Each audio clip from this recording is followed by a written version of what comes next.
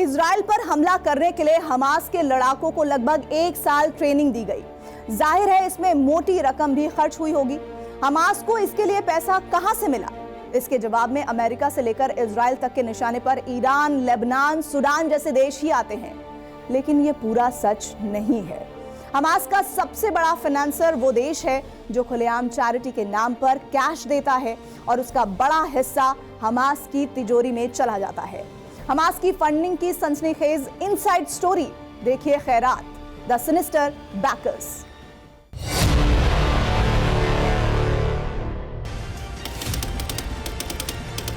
अक्टूबर 2023, Gaza पट्टी, फिलिस्तीन।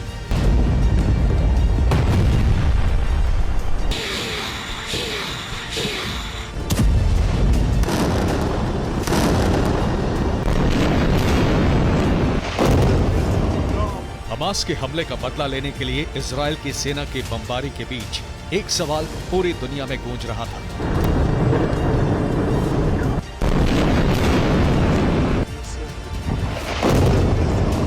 कि उन बंधकों का क्या होगा जो हमास की कैद में है।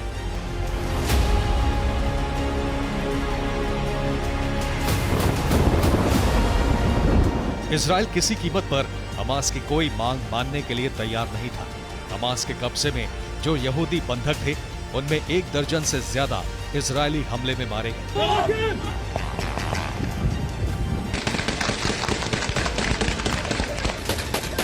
ये दावा भी हमास ने किया तो बंधकों के घर वालों की बेचैनी बढ़ने लगी।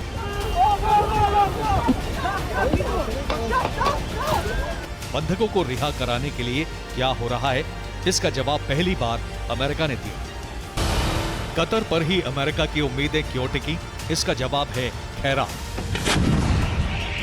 करोड़ों डॉलर की वो मदद जो कतर से मानवीय सहायता के नाम पर गाजा पट्टी आती है और उसका बड़ा हिस्सा हमास की तिजोरी में चला जाता है। ये बात तो खुद हमास के नेता कबूल कर चुके हैं।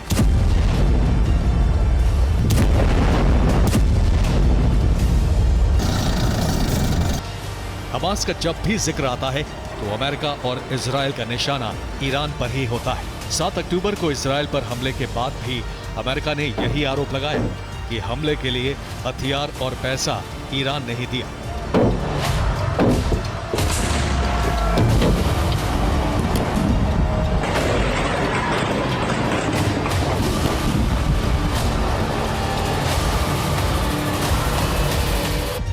ये सच भी है, लेकिन पूरा सच ये है कि खुद आर्थिक प्रतिबंधों में जकड़ा ईरान क्या इस हाल में है कि वो हमास की आर्थिक जरूरतें पूरी कर सके?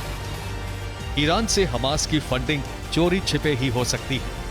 क्या अमेरिका की CIA और इजराइल के मोसाद जैसी एजेंसियों की आंखों में धूल झोंक कर चोर दरवाजे से करोड़ों डॉलर हमास तक पहुंचाए जा सकते हैं?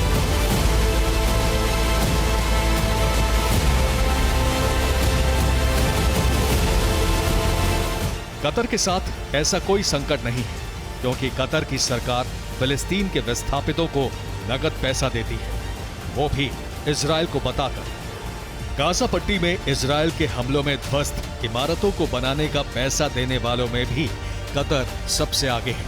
हमास और कतर का ये याराना बहुत पुराना है। 23 अक्टूबर 2012, राफा बॉर्डर, फिलिस्तीन।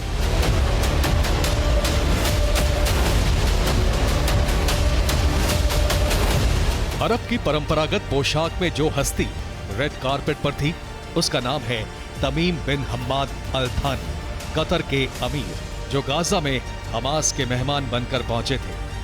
कतर उन दिनों इस बात के लिए बदनाम था कि अल कायदा हो या सीरिया और लीबिया के विद्रोही, सबको पनाह और पैसा कतर ही देता है।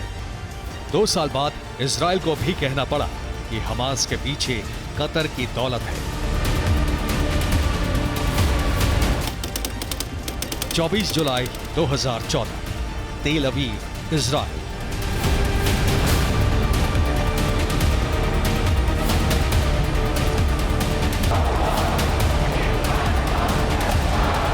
फिलिस्तीन से हमदर्दी दिखाने के नाम पर पूरी दुनिया में जो प्रदर्शन होते हैं, उसकी आड़ में एक बड़ा खेल भी चल रहा है। फिलिस्तीन के मासूम लोगों की मदद के नाम पर अमेरिका और यूरोप के देशों में जो चंदा जुटाया जाता है वो भी अब हमास के पास पहुंचाया जा रहा है।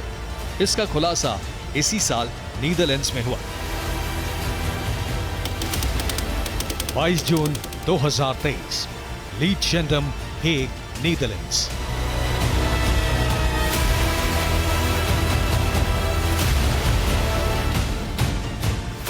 नीदरलैंड्स की खुफिया एजेंसियों ने 55 साल के एक बिजनेसमैन और उसकी 25 साल की बेटी को गिरफ्तार किया।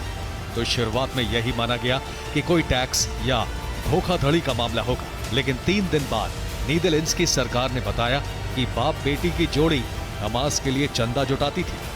दोनों पर आरोप है कि वो लगभग 55 लाख यूरो की रकम गाजा पट्टी के जिन खैराती संगठनों को भेज चुके हैं, उन संगठनों का असली आका हमास ही है।